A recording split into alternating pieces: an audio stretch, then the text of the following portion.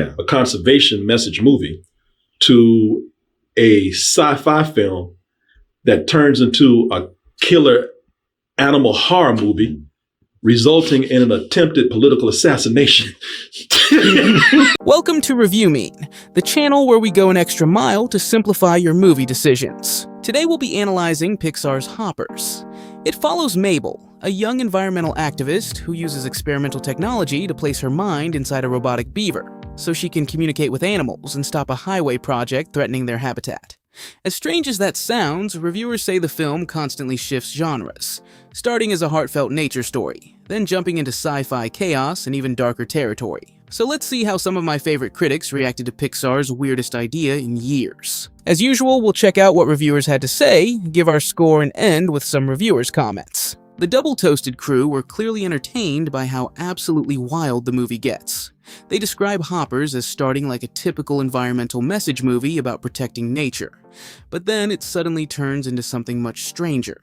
At one point, they jokingly say the film shifts from Avatar to Jaws to a political assassination thriller. It goes from Avatar to Jaws to The Swarm, if you know that movie from the 70s, Killer Bees, to the Hitchcock's The Birds, to any political assassination movie you think of, 3 Days of the Condor, and still manages to be a family Pixar film. Their main takeaway is that the movie keeps escalating with crazier ideas and never stops to explain them. According to them, the script somehow keeps all these insane elements together through fast pacing and jokes, and they had a great time with it. Dan Murrell takes a more measured approach, comparing Hoppers to Pixar's two different categories: the big, emotionally deep classics and the lighter animated adventures. In his view, Hoppers falls into that second category.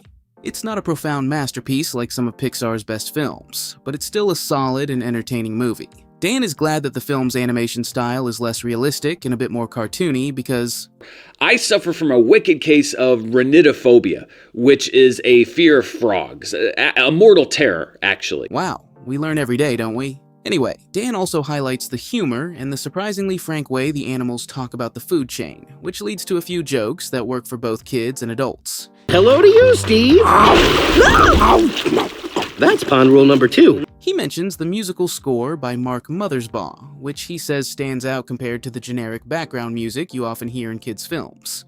His main criticism is the pacing, especially in the first half, where the story moves so quickly that it feels like it's trying to keep up with short attention spans. Still, he enjoyed it and gives it a good grade. 3C Films went in hoping the movie would deliver even a small spark of that Pixar magic, and for the most part, he thinks it does.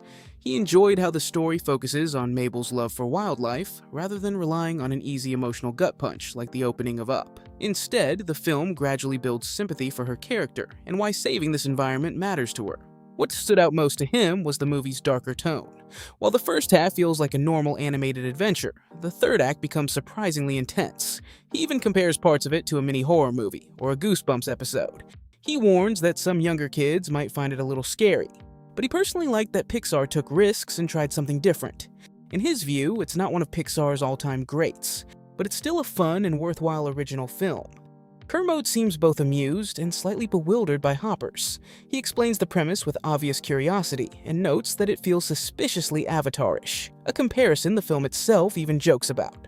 Guys, this is like Avatar. This is nothing like Avatar! Kermode points out that Pixar's best films usually have a beautifully simple concept you can explain in one sentence, but Hoppers is quite convoluted.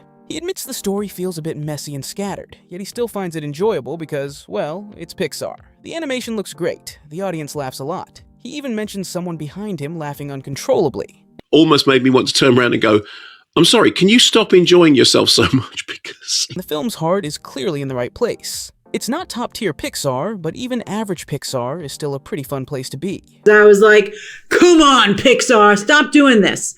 Grace Randolph's take focuses more on how the film fits into Pixar's modern era. She sees Hoppers as an example of Pixar trying to keep its original storytelling spirit alive, instead of relying only on sequels. Randolph notes that the movie's environmental message is obvious but still effective, and she appreciates that the story has more going on than a simple save the animals narrative. At the same time, she points out that the film's tone can feel uneven because it swings between cute family comedy and surprisingly dark moments. For her, the movie works best when it embraces its weird sci-fi premise and playful animal characters. even if it doesn't quite reach the emotional heights of Pixar's classic films. Now let's round up the numbers and convert to percentage. The review mean score for Hoppers is 65% compared to 94% on the tomatometer. Have you seen it? If you have, what score will you give it? Hoppers seems to be a fun, strange, and surprisingly dark Pixar experiment.